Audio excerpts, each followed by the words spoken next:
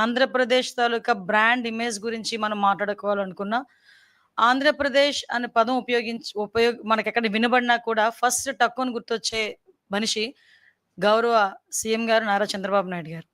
ఎందుకంటే ప్రత్యేకంగా మనం ఎప్పటినుంచో చూసినా కూడా అభివృద్ధిని, సంక్షేమాన్ని 2 కళ్ళుగా చేసుకొని, ఎన్ని ఆర్థిక ఇష్యూస్ ఉన్నప్పటికీ కూడా అంటే ఆర్థికంగా మనం ఎక్కడ బలంగా లేకపోయినా ఎటువంటి ఇష్యూస్ ఉన్నా కూడా ప్రజలకి మంచి చేయాలనే ఆలోచనతో ప్రజల శ్రేయస్సే పరమావధిగా భావించి ఈరోజు గౌరవ ముఖ్యమంత్రి గారు చేస్తున్న కార్యక్రమాలన్నీ కూడా మీ అందరికీ కూడా తెలిసినవే. అరౌండ్ మనం కూడా మళ్ళీ మళ్ళీ చెప్తున్నా ఆంధ్రప్రదేశ్ బ్రాండ్ అని గురించి మాట్లాడితే గనక టక్కున గుర్తొచ్చేది మన చంద్రబాబు నాయుడు గారి పేరు. అటువంటి వ్యక్తి 14 నెలల ఈ జర్నీలో చూసుకుంటే అరౌండ్ ఒక పక్క నుంచి అభివృద్ధి, ఒక పక్క నుంచి సంక్షేమం. సూపర్ 6లో భాగంగా మేము చెప్పిన అన్ని అంశాలను కూడా పరిగణలోకి తీసుకొని ఈరోజు ప్రజలకు ఇవ్వాలనే ఉద్దేశంతో ఆర్థిక ఇబ్బందులున్నా కూడా సంక్షేమానికి ఎక్కడా కూడా ఇబ్బంది లేకుండా ఈరోజు ముందుకు నడిపిస్తున్న వ్యక్తి గౌరవ చంద్రబాబు నాయుడు గారు. ఓవరాల్‌గా చేసాలంటే మీ అందరికీ తెలుసు. ఈ ఒక్క నెలలోనే మనం చూసుకుంటే పోయిన నెలలో మనకి తల్లికి వందనం కింద ఎంతమంది పిల్లలుంటే అంతమందికి కూడా అకౌంట్‌లో డబ్బులు పడటం. అదేవిధంగా తర్వాత ఈ నెలలో కూడా చూసుకుంటే అన్నదాత సుఖీభవ ఒక కార్యక్రమం ద్వారా రైతన్నలకి డబ్బులు పడటం. ఇప్పుడు నేతన్నలకి అదేవిధంగా నాయి బ్రాహ్మణ్స్ సోదరులకి కూడా మనకి 200 యూనిట్ల వరకు కూడా ఉచిత విద్యుత్తుని మనము ఈరోజు ప్రవేశపెట్టడం. అదేవిధంగా మనందరికీ కూడా చాలా ప్రెస్టీజియస్ ఇష్యూగా తీసుకొని ఆడపడుచులందరికీ కూడా మంచి చేయాలనే ఉద్దేశంతో స్త్రీ శక్తి ఉచిత బస్సు ప్రయాణం కూడా ప్రారంభించాం. మీ అందరికీ తెలుసు ఈరోజు ఇక్కడ ఉన్న వాళ్ళు చాలా మంది మీ తాలూకా ఇంట్లోని ఉన్న ఆడవాళ్ళందరూ కూడా ఈ ఉచిత బస్సు ప్రయాణ సౌకర్యాన్ని అందరూ కూడా వినియోగించుకునే పరిస్థితి ఈరోజు కనిపిస్తా ఉంది. ముఖ్యంగా ఈ ఉచిత బస్సు ప్రయాణం సుమారుగా చూసుకుంటేనండి దగ్గర నిన్న ఒక్కరోజే 18-20 లక్షల మంది మహిళలు ఉచిత బస్సు పథకం ద్వారా లబ్ధి పొందడం జరిగింది. అంటే లాస్ట్ 5 డేస్ లో కూడా చూసుకుంటే 20 crores మేర లబ్ధి జరిగింది మహిళా లోకానికి. అంటే నేను ఎందుకు ఇవన్నీ చెప్తున్నానంటే ఈ రోజు మహిళా సంక్షేమం ఒకవైపు, ఒక పక్క పింఛన్లు ఇచ్చి కూడా ఎన్టీఆర్ భరోసా కింద ప్రతి ఒక్కరికి కూడా 4,000 రూపాయలు పింఛన్ అనుకున్నది అనుకున్నట్టుగా ఇవ్వటం. ఇవన్నీ కూడా సంక్షేమానికి పెద్దపీట వేసే విధంగా ఈరోజు గవర్నమెంట్ పనిచేస్తూ, అదేవిధంగా ఒక పక్క నుంచి అభివృద్ధి గురించి ఆలోచన చేసుకుంటే, ఒక పక్క అమరావతి నిర్మాణానికి, పోలవరం నిర్మాణానికి, ఆఖరికి గ్రామీణ స్థాయిలో రోడ్లకి, డ్రైన్లకి, ఇరిగేషన్ డిపార్ట్మెంట్‌కి ప్రతి ఒక్కటి కూడా అభివృద్ధి కార్యక్రమాలు ఒకవైపు, సంక్షేమ కార్యక్రమాలు ఒకవైపు నుంచి అన్ని చేసుకుంటూ ప్రజలు కూడా ప్రశాంతంగా ఉండే పరిస్థితి నుంచి ప్రశాంతంగా ఉన్నారు. ఎందుకు చెప్తున్నానంటే ఇంతకు ముందు లాస్ట్ 19-24 అండి ఎవరైనా ఒక ఇద్దరు కూర్చొని మాట్లాడుకోవాలనుకుంటున్నప్పుడు ఏం మాట్లాడుకునేవారు తెలుసా? వాళ్ళ సమస్య గురించి, లేకపోతే వాళ్ళకి జరిగిన అన్యాయం గురించి, వాళ్ళకి జరిగిన అక్రమం గురించి మాట్లాడుకుంటే, ఈ రోజు ఈ 14 నెలల కాలంలో ఏ ఇద్దరు కలిసి కూర్చొని మాట్లాడుకున్నా సంక్షేమం గురించి మాట్లాడుతున్నారు, పరిశ్రమల గురించి మాట్లాడుతున్నారు, ఎన్ని పెట్టుబడులు వస్తాయని మాట్లాడుతున్నారు, ఎంతమందికి ఉద్యోగాలు వస్తాయని మాట్లాడుతున్నారు, వాళ్ళ బిడ్డలకి ఎటువంటి ఉద్యోగాలు రాబోతున్నాయన్న విషయం గురించి మాట్లాడుకునే పరిస్థితి. దీన్నంతటిని చూసి ఓర్వలేక ఓవరాల్‌గా చెప్పాలంటే ఈరోజు ఒక ఎదురు దాడి చేసే ప్రయత్నం చేస్తున్నారు. ఎంత ఎదురు దాడి అంటే ఈరోజు వైసీపీ తాలూకా సాక్షి మీడియాలో అవనియండి, వాళ్ళ తాలూకా సంబంధిత సోషల్ మీడియాలో అవనియండి, విషం చిమ్మే ప్రయత్నం చేస్తున్నారు. ఆ విషయం కూడా ఎలాంటి ప్రయత్నం చేస్తున్నారంటే, మీరు నిజంగా వాస్తవాలుగా ఉన్నట్టు గనక మీరు మాకు ప్రొజెక్ట్ చేస్తే డెఫినిట్‌గా దాని మీద మేము ఏమి యాక్షన్ తీసుకోవాలా, లేకపోతే మేము ఎలా సరిదిద్దుకోవాలన్న విషయం మీద మేమైతే దృష్టి పెట్టేవాళ్ళమే. కానీ ఈ రోజు పరిస్థితి ఏమవుతుందంటే, అవాస్తవాల్ని వాస్తవాలుగా చిత్రీకరించటం, అవాస్తవాల్ని చూపించి ప్రజల్ని ప్రలోభ పెట్టడం. ఓవరాల్‌గా చెప్పాలంటే ఒక ప్రజల్లోని ఒక అలజడిని, ఒక అనుమానాన్ని, ఒక అభద్రతా భావాన్ని క్రియేట్ చేయటానికి సోషల్ మీడియా వేదికగా, లేకపోతే మీడియా వేదికగా కొంతమంది చేస్తున్న దుష్ప్రచారాన్ని చూస్తా ఉంటే, నిజంగా తిరిగి మళ్ళా మా కొరడాలు జులిపించాలి అంటే, మా పోలీస్ కొరడా జులిపించాలి అన్న పరిస్థితి అయితే వస్తుంది. పోలీస్ కొరడా అంటే మీరు వేరేగా ఆలోచించారు గాదు. మళ్ళా మేము కూడా దాని మీద ఇది నిజం కాదు. ఇలా అబద్ధాలు ప్రచారం చేసే వాళ్ళ మీద చర్యలు తీసుకునే పరిస్థితి రావాలి అనే ఉద్దేశంతో ఈరోజు మళ్ళా మీ అందరి దగ్గరికి రావటం జరిగింది. ఎందుకనంటే ఈరోజు మనం చూస్తానండి, నిన్న మొన్న నేను చూసాను. ఎక్కడో ఇక్కడ విషయం ఏంటంటే వైసీపీకి 2014-19 వరకు వైసీపీ పందా అదే. 19 నుంచి 24 వరకు వాళ్ళు అధికారంలో ఉన్నా కూడా అవే అవాస్తవాలని వాస్తవాలుగా చిత్రీకరించే ప్రయత్నం చేయటం. మళ్ళా తిరిగి ఇప్పుడు 24 నుంచి ఈ రోజు వరకు కూడా అదే పందాన్ని వీళ్ళు కొనసాగిస్తుంటే, దీన్ని సామాన్యంగా ఏమనాలంటే వారసత్వంగా వచ్చే సమస్యలేమో ఇవి. ఇవి వారసత్వంగా వచ్చే సమస్యల్ని ఈ రోజు ఎదుర్కోవటానికి ఈ రోజు మేమందరం కూడా సిద్ధంగా ఉన్నాం. వీళ్ళు చేసే అవాస్తవాల్ని అవాస్తవాలను వాస్తవాలుగా చిత్రీకరించడానికి వీళ్ళు చేసే ప్రయత్నాల్ని కూడా తిప్పి కొట్టేందుకు కూడా మేము కూడా మా ప్రభుత్వం కూడా ఎన్‌డీఏ కూటమి కూడా సిద్ధంగా ఉందని చెప్పడానికి ఈరోజు మేమందరికీ కూడా ప్రెస్ మీట్ పెట్టడం జరిగింది. ఈరోజు మనం చూసామండి. నిన్న, మొన్న మనం చూసాం. ఉదయం లేచిన దగ్గర నుంచి మొదలు పెడతారండి. అమరావతి మునిగిపోయింది, అమరావతి మునిగిపోయింది, అమరావతి మునిగిపోయింది. అరే! అమరావతి మునిగిపోయింది, మునిగిపోయింది అని మాట్లాడితే నేను ఒకటే క్వెషన్ చేస్తున్నా. అమరావతి మునిగిపోతే ఈరోజు స్పీడ్ యాక్సెస్ రోడ్‌లో ఎక్కడైనా మీకెవరికైనా అవాంతరాలు ఏమైనా వచ్చినాయా? ఈరోజు మీరందరూ కూడా బళ్ళు మీదో, కార్ల మీదో ఏదో రకంగా ఇక్కడికొచ్చుంటారు కదా! ఎక్కడైనా రహదారులు ఏమైనా అడ్డుకున్నాయా? ఎక్కడైనా రోడ్లు కొట్టుకుపోయినాయా? మీరు చెప్పండి. లేదు. ఈరోజు నేను సెక్రటేరియట్‌లో కూర్చొని మాట్లాడుతున్నా. సెక్రటేరియట్ మునిగిపోయిందా? అసెంబ్లీ ఏమైనా మునిగిపోయిందా? ఈరోజు మామూలుగా మాట్లాడుకుందాం. ఈరోజు ఎక్కడ ఇప్పుడు అమరావతి కట్టడాలు కట్టుతున్న సమయంలో పునాది తీసుకునేటప్పుడు కొన్ని నీళ్లు చేరతాయి. ఇప్పుడు వర్షాకాలం వర్షం పడక ఏం పడతదండి? వర్షం పడితే నీళ్లు రాక ఏమొస్తాయండి? నీళ్లొచ్చినప్పుడు పునాదులు తీసినప్పుడు నీళ్లు ఆ పునాదుల్లోను గాని, ఆ చిన్న చిన్న గోతుల్లో గాని నీళ్లు రాకపోతే ఏమొస్తాయండి? 10-20 సెంటీమీటర్ల వర్షం పడేటప్పుడు నీళ్లు స్టాగ్నెంట్ అవ్వవా ఒక దగ్గర? దాన్ని బూచీగా చూపించి ఏకంగా ఇగో ఈ క్వాంటమ్ వ్యాలీ దగ్గర ఇంత నీరొచ్చేసింది, అంత నీరొచ్చేసిందని వైసీపీ సోషల్ మీడియాస్‌లోని కొంతమంది చేత అబద్ధపు ప్రచారాలు. ఇతగాడెవడో సిద్ధార్థి సుభాష్ చంద్ర బోస్ అంట. ఒకే ఒక్క వర్షం అమరావతి జలమయం. ఎక్కడి నుంచి పేపర్ తీసుకొచ్చి ఈరోజు ఆ ఫోటోలు పెడతారండి నాకర్థం కాదు. ఈరోజు ఇలాంటివి సోషల్ మీడియాలో వేసి, ఇగో దీని గురించి అమరావతి కోసం 3 రిజర్వాయర్‌లెందుకు అమరావతినే ఒక రిజర్వాయర్‌గా కడితే పోలే. ఈ 3 పంటలు పండనేల రిజర్వాయర్‌లో నీళ్లు పుష్కలంగా ఉండేయి కదా! అంటే ఇలాంటి ఒక రకమైన నెగెటివ్ యాంగిల్‌లో ప్రొజెక్ట్ చేయటం. ఇదొక్కటే కాదండి. ఇలాగా ఒక మూకుమ్మడిగా అమరావతి మీద దాడి చేశారు. ఈరోజు అమరావతి అనేసరికి ఒక ఆంధ్రప్రదేశ్ ప్రజల సెంటిమెంట్. ఆ అమరావతి రాజధానిగా ఉండాలని మహిళా రైతులు బయటకొచ్చి సుమారుగా 5 సంవత్సరాలు పోరాటం చేసిన విషయం మర్చిపోయారా? ఈ ఈ సో కాల్డ్ ఈ సోషల్ మీడియా బ్యాచ్. 5 సంవత్సరాల పాటు అమరావతిని రాజధానిగా కాదు 3 రాజధానులని జగన్మోహన్ రెడ్డి మాట్లాడితే, అమరావతి సెంటిమెంట్ మాకిక్కడ అమరావతి రాజధానిగా కొనసాగాలి అని కొన్ని వేల మంది మహిళా రైతులు ఆ రోజు బయటకొచ్చి లక్షలాది మందిగా బయటకొచ్చి ఒక పక్క పాదయాత్రలు చేసి ఈరోజు అమరావతిని సాధించుకునే పరిస్థితి.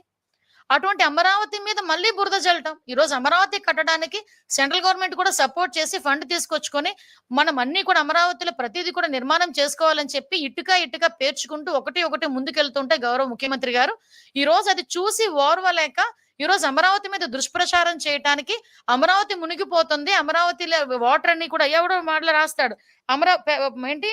వాళ్ళు పొన్నూరు వైపు మలిచేశారని చెప్పేసి ఒకటి రాస్తాడు. అంటే అమరావతి మునిగిపోకుండా ఉండడానికి ఇంకొక డైవర్ట్ చేశారు. వీళ్ళే ఏదో వచ్చి కాలువలు తవ్వినట్టు, వీళ్ళే సిచ్యువేషన్‌లో వచ్చి కూర్చొని మాట్లాడినట్టు. అంటే ఏదో పేపరు, పెన్ను ఉంది, కీప్యాడ్ ఉంది, మొబైల్ ఉంది, నచ్చినట్టు రాసుకుంటామంటే ఎలా అవుతది? మేము ఇలాంటి వాళ్ళ మీద కేసు పెట్టకూడదా? ఈరోజు ప్రజల్లో ఒక రకమైన ఆందోళన కలగదా? ఒక రకమైన అలజడి ఉండదా? ఒక రకమైన అభద్రతా భావం క్రియేట్ అవ్వదా? ఈరోజు నేనే చెప్తున్నాను ఈరోజు. మీరందరూ వచ్చున్నారు ఇక్కడికి. మీరందరూ ఎక్కడ కూడా బోట్‌లోనే రాలేదు, నీటిలో ఈదుకొని రాలేదు. కనీసం అనకూడదు గానీ, మీ ప్యాంట్ కూడా చిన్నది కూడా తడిచిన పరిస్థితి కూడా లేదు. సెక్రటేరియట్ మునిగిపోలేదు. మరి అమరావతి మునిగిపోయిందని ఇలాంటి ఫేక్ ప్రచారాలు చేసినప్పుడు ఎలాగ ఈరోజు పేపర్‌లోను గట్టా కొంతమంది రాస్తున్నారు? నేను అందరి మీడియా వాళ్ళ గురించి మాట్లాడట్లా. స్పెసిఫిక్‌గా కొంత మీడియా ఏం జరుగుతుందంటే ఒక బురద జల్లే కార్యక్రమం మీదే ఉన్నారు. ఈరోజు మనం చూసుకుంటున్నాం. ఈరోజు రాజకీయంగా వాళ్ళు డైరెక్ట్‌గా దెబ్బతీసేది లేక, రాష్ట్రం తాలూకా బ్రాండ్‌ని దెబ్బతీసే పరిస్థితుల్లో ఈరోజు కనిపిస్తా ఉంది. మరొకళ్ళు రాస్తారు విజయవాడలో విలయతాండవం చేస్తుందంటారు. నేనేమో రీసెంట్‌గా మొన్న ఒక కలెక్టర్ గారికి నాకేదో పేపర్‌లో ఒక స్క్రోల్ వస్తే గబగబా కలెక్టర్ గారికి ఫోన్ చేశాను. కలెక్టర్ గారు ఏంటంటే అక్కడ వాగు ఏదో కొంచెం పొంగుతుందట అంటే, లిటరల్లీ మీరు నమ్ముతారా? కలెక్టర్ సాక్షాత్తు ఒక సెల్ఫీ వీడియో రిలీజ్ చేశారు.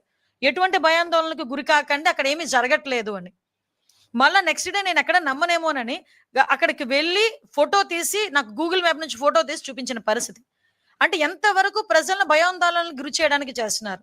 నిన్నగాక మొన్న ఒక మాజీ మంత్రి చేశారు. మీకు కామన్ సెన్స్ లేదా? ఎక్కడో జరిగిన రిగ్గింగ్‌ని తీసుకొచ్చి పులివెందుల్లో రిగ్గింగ్ జరిగిందని చెప్పి సోషల్ మీడియా వేదికగా ట్విట్టర్‌లో పెడతారు. అంటే మీరు ఎటువంటి మెసేజ్ ఇవ్వాలనుకుంటున్నారు ప్రజలకి? రాజకీయంగా దెబ్బ కొట్టుకుందాం అంటే చాలా సందర్భాలుంటాయి, చాలా వేదికలుంటాయి. అంతే తప్పించి అవాస్తవాల్ని వాస్తవాలుగా చిత్రీకరించడానికి, ప్రజల్ని భయాందోళనకు గురి చేయడానికి మీరు పెట్టే పోస్టులు నిజంగా చెప్పాలంటే జాతీయ ద్రోహం కింద, రాజద్రోహం కింద మేము తీసుకోవాలి ఈరోజు. డెఫినెట్‌గా రాజద్రోహం కింద తీసుకోవాలి. ఆ రోజు మీరేదో రఘురామకృష్ణరాజు గారి మీద పెట్టింది రాజద్రోహం గాదు. ఇది రాజద్రోహం అంటే. ఈరోజు గవర్నమెంట్‌ని అంటే ప్రజల్ని తప్పుదోవ పట్టించే విధంగా. ఈరోజు మళ్ళా మనం చూసామండి. ఈరోజు అదే వాళ్ళేమన్నారు అమరావతిని రక్షించడానికి డైవర్ట్ చేసి పొన్నూరు ముంచేశారని ఒకళ్ళు రాస్తారు. ఇంకొకళ్ళేమో ఎక్కడో ప్రకాశం బ్యారేజ్ గేట్లలో 70 గేట్లలో 69 గేట్లు పనిచేస్తున్నాయి. 69 గేట్లు పనిచేస్తున్నాయి. ఆ ఒక్క గేటు కూడా ఎందుకు చిన్న రిపేర్ వచ్చిందో కూడా మీ అందరికీ కూడా తెలుసు. లాస్ట్ టైమ్ ఆ పడవను పంపించిన పరిస్థితిలో, పడవ ఢీకొట్టిన పరిస్థితిలో చిన్న రిపేర్, అది కూడా పెద్ద రిపేర్ ఏం కాదు. వాటర్ ఫ్లో తగ్గిన తర్వాత ఆ గేట్ కూడా రిపేర్ చేస్తారు.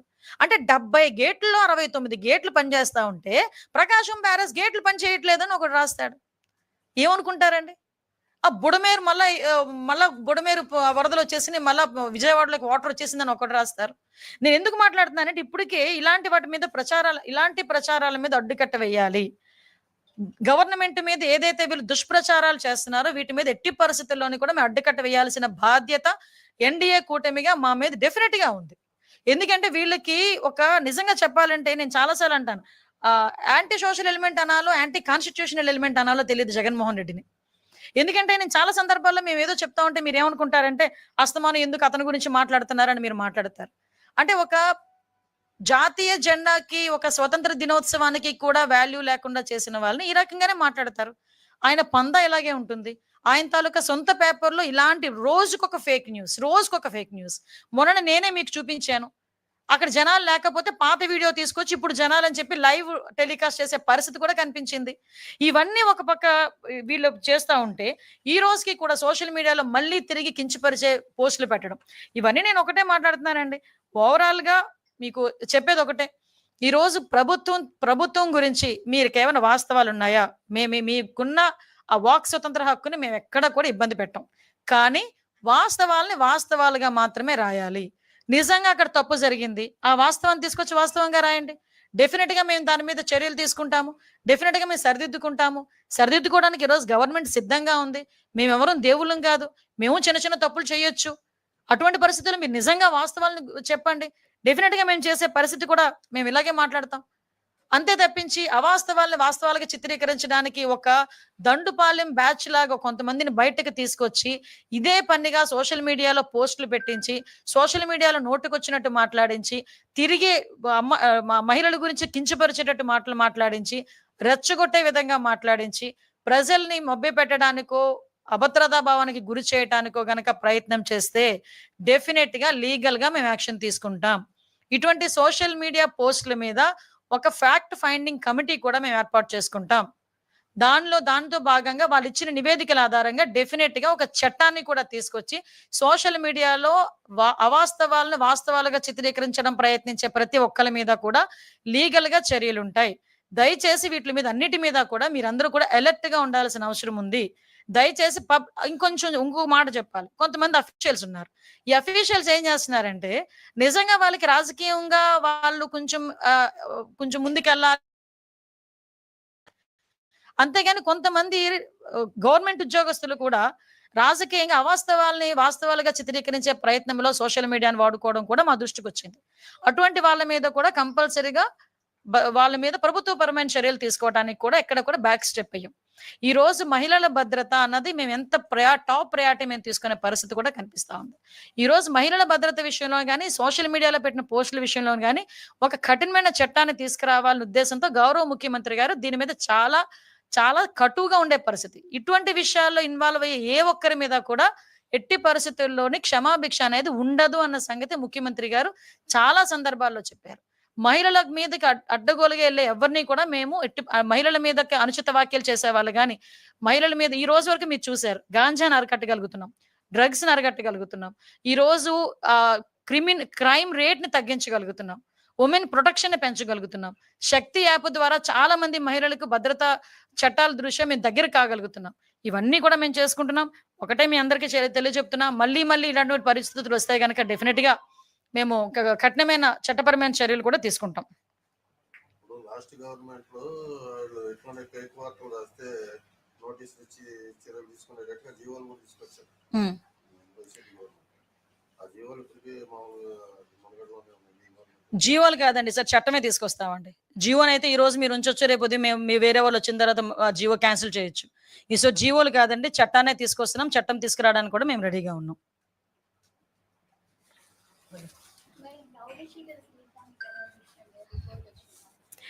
యాహ్! అది రిపోర్ట్ ఇంకా రాలేదండి. రిపోర్ట్ డీటెయిల్ రిపోర్ట్ అయితే వస్తుంది. యాక్చువల్‌గా మీకందరికీ కూడా ఇష్యూ తెలిసిందే. పెరోల్ విషయం కూడా మీ అందరూ కూడా చాలా ఒక్కొక్కళ్ళు అంటే మాక్సిమం మీరు ఇన్వెస్టిగేషన్ మీరు చేశారు దాని మీద. నేను దాన్ని ఎప్పుడు కూడా తప్పు పట్టట్లే. బట్ మీకేమైనా క్వెషన్స్ ఉన్నాయా దాని మీద? సార్ ఒకటి మీకొక విషయం చెప్పనా? ఎవరి దగ్గరికైనా ప్రజాప్రతినిధుల దగ్గర అనేసరికి ఎవరికైనా ఏదైనా అవకాశాలు కావాల్సొచ్చినప్పుడు వస్తారు. వచ్చినప్పుడు కొన్ని కొన్ని సందర్భాల్లో ఓవర్ లుక్‌లో కొంతమంది ముందుకెళ్తారు. కొంతమంది వాటెవర్ ఇట్ వాళ్ళకున్న పరిచయాలు బేస్ చేసుకొని కొంతమంది ముందుకెళ్ళొచ్చు. కానీ ఒకటేంటంటే ఇందులో ఎవరు ఏది జరిగినా కూడా పెరోల్ ఇచ్చిన తర్వాత వితిన్ 1 వీక్‌లో అతను ఒక నోటోరియస్ క్యాండిడేట్. అతనికి పెరోల్ ఇవ్వటం అనేది మంచి పద్ధతి కాదు అన్న సంగతి తెలిసిన తర్వాత ఇమ్మీడియేట్‌గా మేము ఆ పెరోల్ క్యాన్సిల్ చేసి మళ్ళా తిరిగి అతన్ని జైలుకి పంపించడం జరిగింది. ఇదే పెరోల్ గురించి మీరు మాట్లాడాలనుకుంటే లాస్ట్ గవర్నమెంట్‌లో అతనికి యాక్చువల్‌గా శ్రీకాంత్ అనే వ్యక్తి ఇంతకు ముందు 2010 నుంచి జీవిత ఖైదు అతను. 2014 నుంచి సంథింగ్ ఆ ఏరియాలో ఒక 4 ఇయర్స్ అతను అబ్స్కాండ్ అయ్యాడు. తర్వాత సరెండర్ అయ్యాడు. సో, ఈ నేపథ్యంలో అతనికి కొన్ని రోజులు పెరోల్ కూడా ఇవ్వకూడదు. కానీ ఆ పీరియడ్ అయిన తర్వాత లాస్ట్ గవర్నమెంట్‌లో దగ్గర దగ్గర 27/1/2024 నుంచి 13/3/2024 వరకు అరౌండ్ 45 డేస్ అతను పెరోల్ మీద బయటున్నాడు. ఓకే. మా దగ్గరకొచ్చేసరికి పెరోల్ విషయం దగ్గరకొచ్చేసరికి పెరోల్ ఎవరిచ్చారు ఏంటన్నది మేమందరం ఆ ఎంక్వైరీ మేము చేసుకుంటున్నాము. ఆ రిపోర్ట్స్ మేము తెప్పించుకుంటాం. కానీ ఆ ఇమ్మీడియేట్‌గా జరిగిన పొరపాటు ఏదైతే ఉందో లేకపోతే వాటెవర్ ఇట్ మే బి ఏం జరిగినా అది కొంచెం ఇబ్బందికరమైన పరిస్థితిలో ఉన్నది అనే సంగతి తెలిసిన వెంటనే వితిన్ 1 వీక్ మేము పెరోల్ క్యాన్సిల్ చేసాం. పెరోల్ క్యాన్సిల్ చేసాము. తిరిగి ఆ ముద్దాయిని తిరిగి జైలుకి పంపించడం జరిగింది. హోమ్ మినిస్ట్రీ స్వయంగా దాన్ని సిఫార్సు చేసింది, సర్క్యులేట్ చేసింది అని ఒక అలిగేషన్ ఎవరున్నారు? వచ్చింది. హ్మ్. పేపర్‌లో ఏదో వచ్చింది. నేనేమంటానంటే ఇప్పుడు దయచేసి అందరూ కూడా నాకు సోదరులు లాంటి వాళ్ళే. పెరోల్ ఎలా వచ్చింది, ఏమొచ్చిందన్న పోస్ట్‌మార్టం కన్నా, ఆ ఎనకాతల జరుగుతున్న సిట్యుయేషన్ గురించి పోస్ట్‌మార్టం చేసుంటే మీకు బాగుండేది, నాకు బాగుండేది. ఇప్పుడు ఫర్ ఎగ్జాంపుల్ అంతవరకు సిట్యుయేషన్స్ నిన్న మొన్న కొన్ని సోషల్ మీడియాస్‌లో హల్చల్ చేసినాయి. Who is that fellow? ఆవిడ ఏంటి బ్యాక్‌గ్రౌండ్ ఏంటి? ఆవిడ ఏం చేస్తాంది? సో, నేనేమంటానంటే పెరోల్ అన్నది నేను డెఫినిట్‌గా చెప్తున్నానండి. పెరోల్ విషయంలో ఎలా వచ్చింది ఏంటన్నది నేనైతే డెఫినిట్‌గా మేమైతే మా ఎంక్వైరీ రిపోర్ట్ మాకొస్తది. దాని మీదైతే మేము ఎంక్వైరీ చేస్తున్నాం. అది పక్కన పెట్టండి. కానీ ఇమ్మీడియేట్‌గా మేము స్పందించి మాత్రం పెరోల్ క్యాన్సిల్ చేసి మళ్ళీ తిరిగి మేము లోపలికి తీసుకొచ్చి పెట్టాం. కానీ ఒకటి చెప్పండి. అరుణ విషయం పైన అనేక ఆరోపణలు వస్తా ఉన్నాయి. ఆమె గతంలో అనేక మందిని బెదిరించారు, కంప్లైంట్ చేశారు. సో ఆ విషయంలో మీ విచారణ ఎంతవరకు వచ్చింది? ఎలా ముందుకెళ్తారు? యాక్చువల్‌గా ఇక్కడ ఒక మాట చెప్పాలండి. కొన్ని నేను ఇందాక ఒక మాట అన్నాను. కొంతమందిని పెంచి పోషించాడు జగన్మోహన్ రెడ్డి. ఎలాంటి వాళ్ళని పెంచి పోషించాడంటే ఒక గూండాల్ని, రౌడీల్ని, ఒక అసాంఘిక శక్తుల్ని, ఇలాంటి పర్సన్స్‌ని పెంచి పోషించాడు. ఆ పెంచి పోషించడానికి కారణంగా ఈరోజు వాళ్ళేమనుకుంటున్నారంటే, ఇదే అప్పుడున్న పందానే ఇప్పుడు కూడా కొనసాగుతాది అని ఆళ్ళు ఆలోచించుకుంటున్నారు. కానీ రౌడీలకి, రౌడీ గ్యాంగ్‌లకి కూడా చెప్తున్నా. అసాంఘిక శక్తులకి, రౌడీలకి, రౌడీ గ్యాంగులకి, రౌడీ షీటర్స్‌కి వీళ్ళందరికీ కూడా ఒకటే చెప్తున్నా. ఇంతకు ముందు గవర్నమెంట్ కాదు. మీరు ఎలా పడితే అలా డాన్స్ చేస్తాము, ఎలా పడితే అలా ఉంటాము. ఇంతకు ముందులాగే మేము ఇంకా బ్లాక్‌మెయిల్స్ చేస్తాము. ఇంతకు ముందులాగే బెదిరిస్తాము ఆఫీసర్స్‌ని. ఇంతకు ముందులాగే బ్లాక్‌మెయిల్ చేస్తాము. మేము కట్టడిలో తెచ్చుకుంటామని చెప్పుకోవడానికి ఇంతకు ముందు గవర్నమెంట్ జగన్మోహన్ రెడ్డి గవర్నమెంట్ అనకూడదు గానీ, ఒక అవినీతి గవర్నమెంట్. అందులో మీరు పెంచి పోషించి బయటకు రావచ్చు. కానీ ఇది ఎన్‌డీఏ కూటమి. ఇక్కడ ఉన్నది చంద్రబాబు నాయుడు గారు ముఖ్యమంత్రిగా. ఇక్కడ ఇలాంటి ఆటలు ఎట్టి పరిస్థితుల్లోనే సాగవు. మేము క్లియర్‌గా చెప్తున్నాం. ఇలాంటి అసాంఘిక శక్తుల్ని ఎలాగ అణచగొట్టాలో చంద్రబాబు నాయుడు గారికి వెన్నతో పెట్టిన విద్య. ఒకానొక టైంలో ఫ్యాక్షనిస్టులని, నక్సలిజాన్ని ఎలాగా అదుపు చేశారో మీ అందరికీ కూడా తెలుసు. ఈలో పెద్ద ఇష్యూ కాదు. కానీ ఈళ్ళేమనుకుంటున్నారంటే తుల్లి పడుతున్నారు. మమ్మల్ని ఏం చేస్తారులే అని మాకు తిరిగి టాస్క్‌లు ఇచ్చే పరిస్థితుల్లో వాళ్ళున్నారు. సో అటువంటి వాళ్ళని ఎట్టి పరిస్థితులను టాలరేట్ చేసే ప్రసక్తి లేదు. ఇటువంటి అసాంఘిక శక్తులు ఎక్కడెక్కడ ఉన్నాయో కూడా మేము కూడా ఎంక్వైరీ చేసుకుంటున్నాం. ఇటువంటి వాళ్ళు ఎక్కడెక్కడ ఉన్నారో కూడా మేము కూడా ఎంక్వైరీ చేసుకుంటున్నాం. ఎంక్వైరీ నేపథ్యంలో అటువంటి వాళ్ళందరి మీద కూడా ఉక్కుపాదం మోపుతాం. ఒకటి, మాకు పీస్‌ఫుల్‌గా ఆంధ్రప్రదేశ్ ఉండాలి. ఆంధ్రప్రదేశ్ ప్రజలు ప్రశాంతంగా ఉండాలి. అది మా ఎజెండా. భరోసాగా ఇవ్వాలి. హరియాణా శ్రీకాంత్ పైన ఎలాంటి చర్యలు ఉండిపోతా ఉన్నాయి ఒకటి. రెండోది ఒక ఖైదీగా ఉండి అతను చేసిన కొన్ని వీడియోస్ మీరు బయట వచ్చి చూసారు. యెస్. వాటి మీద ఎలాంటి విచారణకు ఆదేశించారు? దీనిలో ఎవరైనా అధికారులు ఉన్నారా? వాళ్ళు ఉంటే వాళ్ళపైన ఎలాంటి ఏమంటే దీని మీద క్లియర్ కట్‌గా ఇన్ఫర్మేషన్ అయితే తెప్పించుకుంటున్నాం. ఎంక్వైరీ అయితే వేసాము. ఎంక్వైరీ రిపోర్ట్ అయితే రెడీగా ఉంది. వాళ్ళు కూడా ఇవ్వడానికి సిద్ధపడ్డారు. విషయం ఏంటంటే what ever it may be, అతను హాస్పిటల్‌కి వెళ్తున్నప్పుడు మొన్న ఈ వీడియోస్ వచ్చినాయి కూడా. అతను ఏదో హాస్పిటల్‌కి వెళ్తున్నప్పుడు ఇది యాక్సిడెంట్ జరిగింది. యాక్సిడెంట్ నేపథ్యంలో అతను ఒక హాస్పిటల్‌లో జాయిన్ అయ్యారు అన్నది వచ్చిన ఇన్ఫర్మేషన్. ఆ హాస్పిటల్‌లో ఎట్టి పరిస్థితుల్లోని ఎవరైతే ఎస్కార్ట్ ఉన్నారో ఆ ఎస్కార్ట్ అయితే పొరపాటు ఉంది. ఎవరైతే ఎస్కార్ట్ డ్యూటీ చేశారో ఆ అఫీషియల్స్ మీద కంపల్సరీగా ప్రభుత్వపరమైన చర్యలు ఉంటాయి. డెఫినెట్‌గా ఉంటాయి. అంటే ఖైదీగా అతను ఉంది, తర్వాత ఒక అన్నోన్ పర్సన్ గా కలవటం ఇదంతా ఉంది కాబట్టి ఈ ఎపిసోడ్ పైన ఏంటి ఎలాంటి యాక్షన్ తీసుకోవాలి? యాక్చువల్‌గా నాకున్న ప్రైమరీ ఇన్ఫర్మేషన్ ఏంటంటే, ఈవిడ మీద ఒక 2 కేసులు కూడా ఉన్నాయి. ఇంతకుముందు ఒక వెలుగు డిపార్ట్‌మెంట్‌లో ఏదో పని చేసేటప్పుడు రూ. 13,00,000 ఏదో ఫ్రాడ్ అయిందని చెప్పి ఆళ్ళు తీసేసేయటం. సంథింగ్ ఇంకో కేసు ఏదో ఒక ఇంటిని ధ్వంసం చేసే కేసు ఏదో ఉంది. ఫర్దర్‌గా కొన్ని మా పరిధులు మాకున్నాయి. మా ఎంక్వైరీ మాకు జరుగుతుంది. ఏదైనా కూడా ఎంక్వైరీ రిపోర్ట్‌ని బేస్ చేసుకొని కంపల్సరీగా కఠిన చర్యలు తీసుకుంటాం.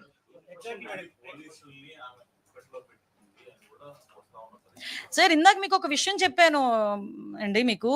నేనేం చెప్పానంటే వీళ్ళు కొంతమంది కొన్ని శక్తుల కింద, ఇప్పుడు ఆవిడ one of the Disha foundation అని చెప్పి self declared secretary she is. ఆవిడ డిక్లేర్ చేసుకున్న ఒక సెల్ఫ్ డిక్లేర్డ్ సెక్రటరీ దిశ ఫౌండేషన్‌కి అని చెప్పి. ఆ టైంలో దిశ అన్నది ఎంత పాపులర్ వర్డో మీ అందరికీ తెలుసు. 19-24 దిశ అన్నది ఎంత పాపులర్ వర్డో మీ అందరికీ కూడా తెలుసు. లేని చట్టాన్ని తీసుకొచ్చి చట్టం ముందని చూపించి పోలీస్ స్టేషన్‌లు కట్టించేసి డీఎస్పీలు పెట్టేసి రకరకాల హంగామాలు చేశారు. అదే దిశ పేరుతో ఈవిడ చేస్తున్న మోసాలు ఆ రోజు నుంచి మొదలైనవి అన్నది మాకొచ్చిన ప్రాథమిక విచారణలో భాగంగా. దీనిలో భాగంగానే మీరన్నట్టు ఎంతమంది పోలీస్ ఆఫీసర్స్ ఇందులో ఇన్వాల్వ్ అయ్యి ఉన్నారు, ఎంతమందికి ఇందులో ఇన్వాల్వ్‌మెంట్ ఉంది, ఎవ్రీథింగ్. ఎక్కువ రోజులు అవసరం లేదు. వితిన్ 4-5 డేస్‌లో మాకు ఇన్ఫర్మేషన్ వస్తుంది.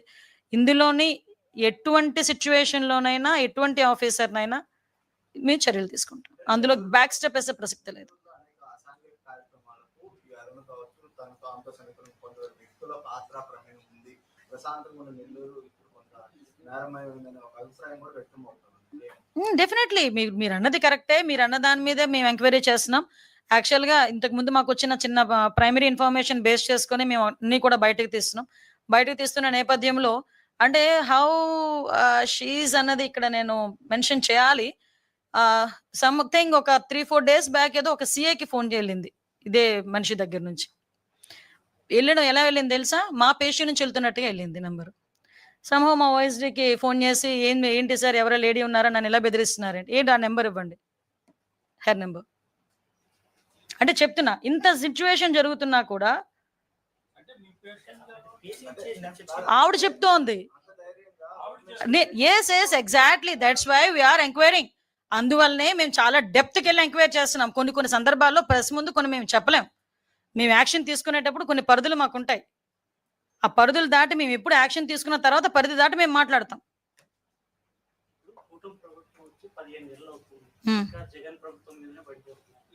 ఏం పడ్డామండి?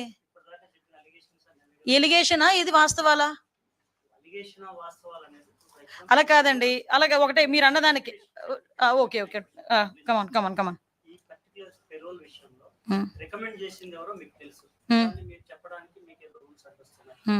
బట్ ఇప్పటికీ కూడా హోమ్ మినిస్ట్రీ ఒక విషయం నాకు home ministry law and order ఇప్పటికీ కూడా ఎందుకు ప్రైవేట్ వ్యక్తుల చేతుల్లోనే ఉంటుంది? ఇంకా ఎందుకు స్ట్రీమ్ లైన్ కాలేకపోతుంది? అయిపోయిందా?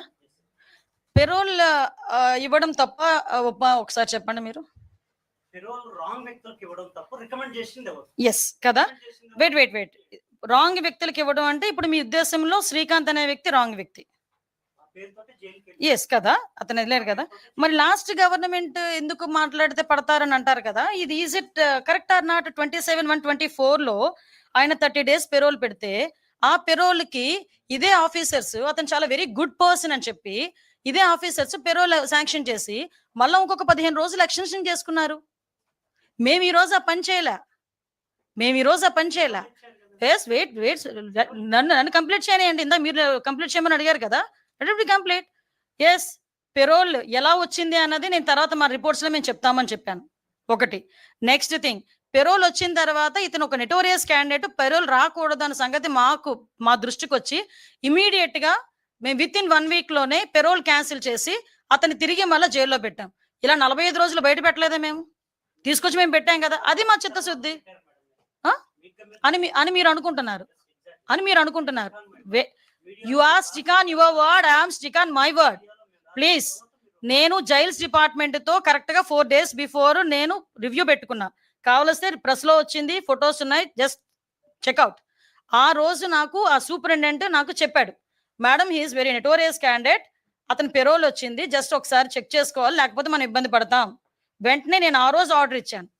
సైమిల్టేనియస్ గా ఆ రోజు వార్త వచ్చిన తర్వాత ఆ పెరోల్ అన్నది క్యాన్సిల్ అయింది. కానీ ఇంతకు ముందే జరిగింది మా జైల్స్ శాఖ డిస్కషన్. ప్లీజ్ ఒకసారి కనుక్కోండి. ఇదేమో మూసుకొని కూర్చోవాల్సిన, దాచుకొని కూర్చోవాల్సిన అవసరం ఏం లేదు కదా. మీరు ఒకటే చెప్తున్నాను, ఇప్పటికీ నేను చెప్తున్నా, స్టిక్ ఆన్ అయి ఉన్నా. Whatever your word, you are stick on thus. నేను నా వర్డ్కి నేను స్టిక్ ఆన్ అవుతున్నా. అందుకే కదా ప్రాసెస్ చేసి ఆపాము. పెరోల్ ఆపాము, పెరోల్కి ఇవ్వకూడదని చెప్పాము, అతన్ని తీసుకొచ్చి మళ్ళీ జైల్లో పెట్టాము. అతని వెనకాతలు ఏం జరుగుతుంది, పెరోల్ ఇవ్వడానికి ఎవరెవరు ఇందులో సహకరించారు దాని మీద ఎంక్వైరీ జరుగుతుంది. ఎవరైతే దట్ లేడీ, ఆవిడ బ్యాక్గ్రౌండ్ ఏంటంటే అట్లా ఎంక్వైరీ జరుగుతుంది. ఆవిడ వెనకాతలు ఎవరెవరిని బేస్ చేసుకొని ఆవిడ ఇంత నెట్వర్క్ చేసిందన్న దాని మీద ఎంక్వైరీ జరుగుతుంది. ఎవరిని వదిలిపెట్టే ప్రసక్తి లేదు. ఈ రోజు మేము మరీ చెప్తున్నామండి, ఇలాంటి క్యాండిడేట్స్ గనక ఎవరైనా, ఇలాంటి గ్యాంగ్ గనక రాష్ట్రంలో ఎక్కడున్నా కూడా, ఏమండి మీకు ఒకటే చెప్తున్నా, ఇక్కడ ఉన్నది చంద్రబాబు నాయుడు గారండి ముఖ్యమంత్రిగా. అది మీరు అర్థం చేసుకోవాలి. చంద్రబాబు నాయుడు గారు పెద్ద పెద్ద ఫ్యాక్షనిస్టులనే ఆ రోజు వాళ్ళందరినీ కూడా కంట్రోల్ చేసిన పరిస్థితి, నక్సలిజాన్ని కంట్రోల్ చేసిన పరిస్థితి. ఈ రోజుకి కూడా గాంజా కూకట వేలతో ముందుకెళ్ళిపోతే, ఈ రోజుకి మేము ఎన్ని బాధలు పడుతున్నాం, వ్యవస్థలని నిర్వీర్యం అయిపోతే వాటిని తిరిగి సెటైట్ చేయడానికి మేము ఎన్ని బాధలు పడుతున్నాం మాకు తెలుసు. ఒక పక్క నుంచి సోషల్ మీడియాలో ఇలాంటి వాళ్ళు చేస్తున్న దుష్ప్రచారాన్ని తిప్పికొట్టడం ఒకవైపు, ఒక పక్క నుంచి యాంటీ సోషల్ ఎలిమెంట్స్ ని కట్టడి చేయడం ఒకవైపు, ఒక పక్క నుంచి లా అండ్ ఆర్డర్ ని సెటైట్ చేయడం ఒకవైపు, ఒక పక్క నుంచి డెవలప్మెంట్ ఒకవైపు, ఒక పక్క నుంచి వెల్ఫేర్, ఇవన్నీ మేము కీ రోల్స్ అన్ని మేము ప్లే చేస్తున్నాం. అవసరమైతే దయచేసి మీరందరూ కూడా సహకరించండి, ప్రజలు సహకరించండి, మేము అది కోరుకుంటున్నాం. ఈ రోజు ఒక ఎన్డీఏ కూటమి ప్రభుత్వం ఎవరిని కూడా, ముఖ్యంగా తప్పు చేసిన వాడిని వెనకేసుకొచ్చే ప్రసక్తి లేదు. అది అలా చెయ్యరు ఎన్డీఏ కూటమి. అలా చేసే పరిస్థితి, ఏ పరిస్థితులు ఎవరున్నా కూడా వాళ్ళ మీద చర్యలు తీసుకుంటాం. ఇంతకు మించి ఇంకేం కావాలి?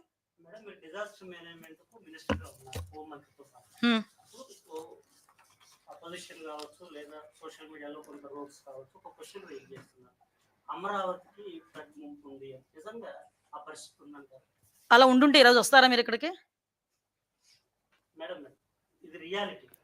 Yes, there you are. This is reality.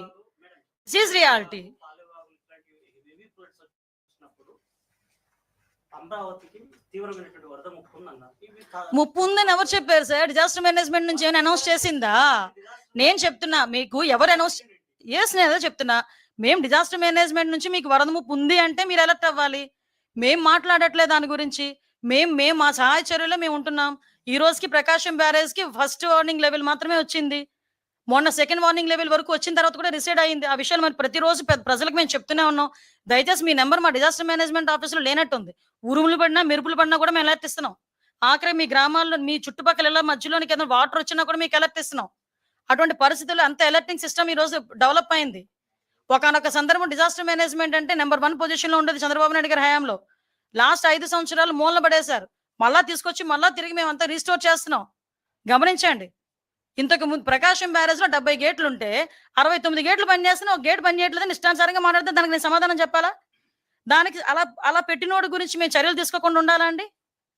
ఎక్కడో పులివెందులో ఎలక్షన్ జరిగితే, ఎక్కడో ఎలక్షన్ తీసుకొచ్చి రిగ్గింగ్ జరిగిందని ఒక మాజీ మంత్రి బయటకు వచ్చి సోషల్ మీడియాలో, ట్విట్టర్లో పెడితే మేము చర్యలు తీసుకోకూడదా? మేము కేసులు పెట్టకూడదా అండి? ఒకసారి చెప్పండి. ఈ రోజు ప్రభుత్వం మీద అక్కసుతోని బురద జల్లే ప్రయత్నాలు చేస్తున్నప్పుడు మేము వారించుకోవాల్సిన అవసరం ఉంది. ప్రజలకి మీద ఏది రాంగ్, ఏది రైట్ చెప్పాల్సిన బాధ్యత మాకుంది. వాటితో పాటు అలాంటి వాళ్ళని అరికట్టే బాధ్యత కూడా మాకుంది. That's why. అదే చెప్పాను ఇందాక. కంపల్సరిగా వస్తుందండి. ఈ సమావేశాల్లోనే దాని మీద ఒక యాక్ట్ వస్తుంది. ఇప్పటివరకు కేసులు ఏమైనా నమోదయ్యాయా? జైలు శాఖ సమీక్ష రోజు మీరు పెరోల్ మీద చర్చించి నిర్ణయం తీసుకున్నప్పుడు ఇన్ని రోజుల నుంచి దీని మీద మీడియా అవుతుంది కదా, ఇప్పటివరకు మరి ఆ శాఖ సంబంధించిన అధికారులు కానీ ఇట్లా వివరణ ఎందుకు ఇవ్వలేదు? ఎవరు ఇస్తారు వివరణ? ఇస్తే మేము ఇవ్వాలి. అది కాదండి, ఆ రోజు నిర్ణయం తీసుకున్నాం కాదండి.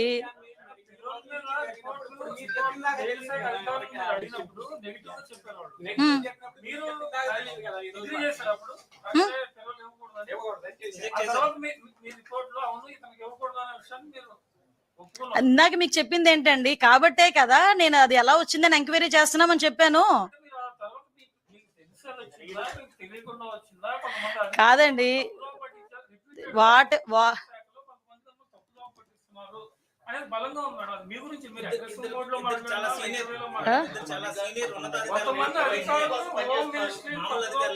సార్ నేను వినండి, నేను చదువుకున్న వ్యక్తిని. నేను ఈ డిపార్ట్మెంట్ ని వచ్చిన దగ్గర నుంచి కూడా నేను నేర్చుకునే పొజిషన్ లోనే ఉంటాను. ఎందుకంటే హోంశాఖ అనేది చాలా పెద్ద సబ్జెక్ట్. లో చాలా పెద్ద subject, interlink with all departments. So automatic గా నేను ఎంత అలర్ట్ గా ఉన్నా కొన్ని సందర్భాల్లో ఎవరి వల్లనైనా తప్పు జరిగి ఉండొచ్చు. జబ్బు జరిగినా ఆటోమేటిక్ గా మమ్మల్నే మాట్లాడతారు.